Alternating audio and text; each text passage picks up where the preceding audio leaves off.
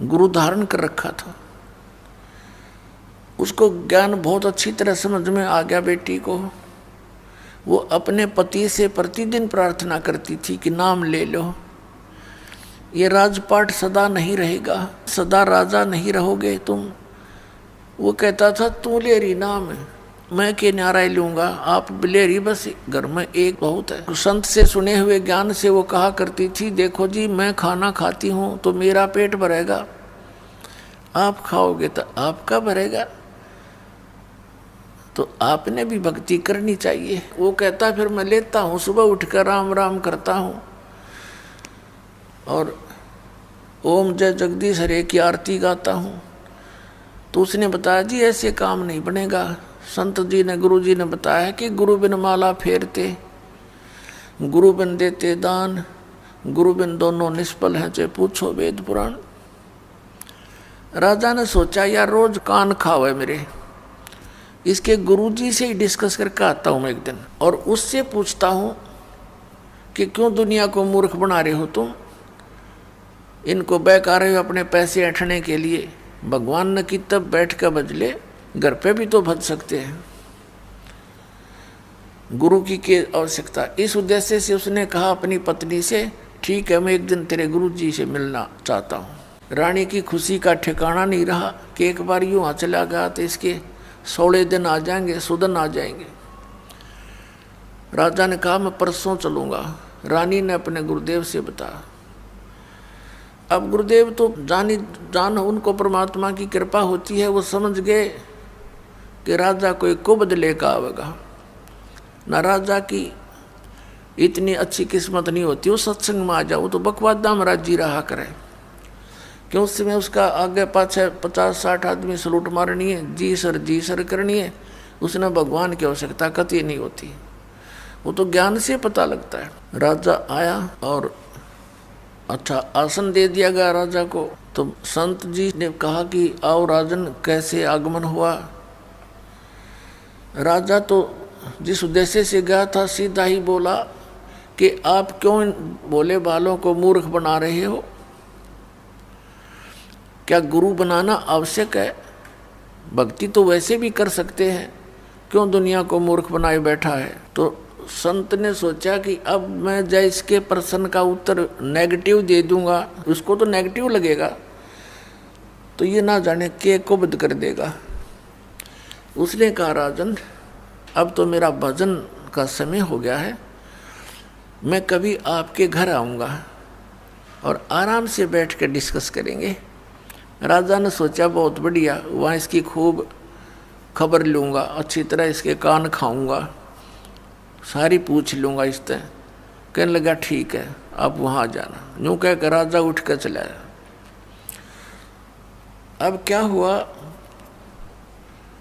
रानी को बता दिया अपनी शिष्या को, बेटी मैं परसों आऊँगा, राजा से मिलूँगा। उसने जाके घर बता दिया कि कल गुरुजी आएंगे मेरे। अब राजा बाहर बैठा सिंहासन के ऊपर, नो सज दे के अपनी पूरी टौर दिखाने खातिर आसपास सैनिक खड़े, बॉडीगार्ड अंगरक्षक नौकर। अब बाहर पहरेदारों से यानी नौकरों से बोल दिया गया कि एक संत आएंगे, रानी के जो संत हैं। वो नौकर जानते थे क्योंकि रानी को साथ लेकर जाते थे रथ वगैरह में, कि उसको आने देना, रोकना नहीं।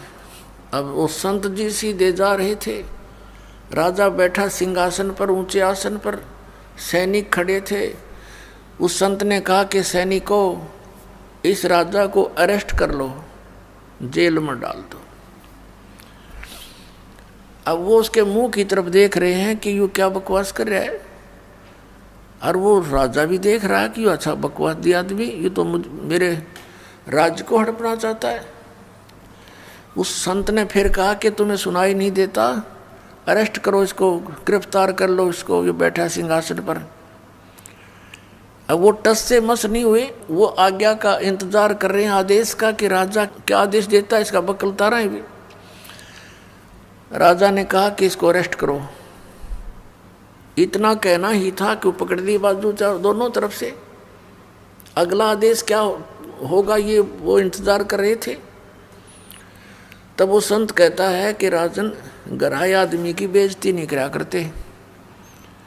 आप तो तू बुला के आया मेरे को, राज मेरी बेइज्जती कर रहा है। राजा बोला तेरा दिमाग खराब हो गया, तो ये शब्द कैसे बोले कि इसको गिरफ्तार कर लो। तो उस संत ने कहा कि मैं आपके प्रश्नों का उत्तर देने आया हूं कि गुरु के बिना क्या भगवान की भक्ति नहीं हो सकती। राजा बोला कि ये कैसा तेरा उत्तर भाई, कि मैंने छुटवा तो देख बहन ते फिर बताऊंगा। तो उस राजा ने कहा छोड़ दो, उन्हें छोड़ दिया। अब संत ने कहा कि देखो राजन,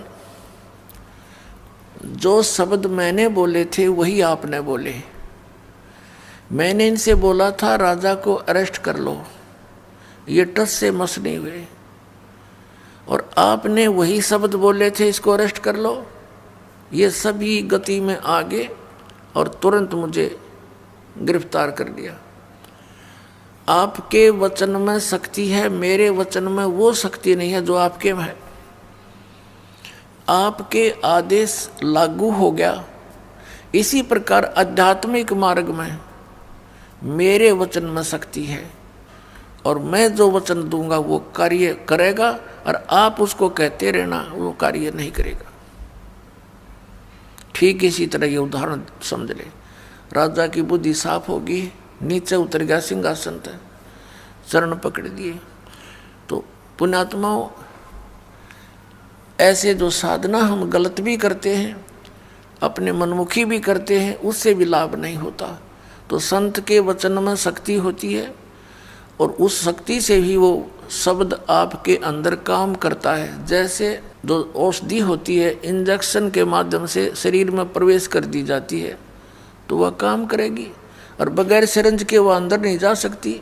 तो ये समझो कि संत की वाणी सिरंज होती है, वो आपके अंतःकरण में इस मंत्र को प्रवेश करती है, फिर वो मंत्र आपके यहाँ कार्य करता है। इन्हीं मंत्रों को अन्य आदमी देता रहेगा, कोई लाभ नहीं होगा, अधिकारी है ही नहीं वो उसको देने का। तो इस प्रकार संत वचन की शक्ति से आपके अंदर भक्ति प्रवेश करते हैं, और फिर इस सत्संग के माध्यम से